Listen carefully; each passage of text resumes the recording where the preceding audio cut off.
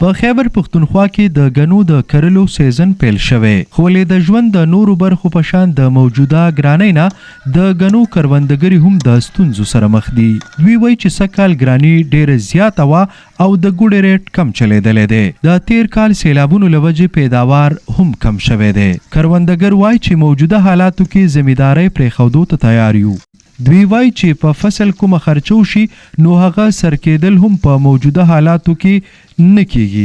اکبر خان څوک چې د ډېرې مودې راهیسې د غنو کرکیله کوي وایي چې د 100 کالو راهیسې د ګوډې یو ریټ چلیږي او د سره مزدور او تیلو ریټ ورځ په ورځ زیاتیږي. په داسې کې به زمینداري څنګه وکړو؟ سونیا یوریا مونږه راوړلې ده 653,000 په یو جرب باندې چې کوم دی نو ما پروس کال صدرې بوجه چولی دي نخه بوجه ما درې جربو دا چولی نن ما هغې چې کومې دي ټولې کم ناس کم کړي دي 1,80,000 روپۍ. نو ته په دې باندې حسابونه وکړه ډېرانونه مو واچوه سپینې خاورې مو واچوه ګوډ هم پرې واچوه بخار هم پرې کالو سر واچوه. نو تکلیفونه چې کم شو نو موږ ته الله هغه د لاس خپل هغه مزدوري چې کومه ده که نه هم نه پاتې کېږي. خو ولې موږ دا ویو چې ځه وا پکې وساتو.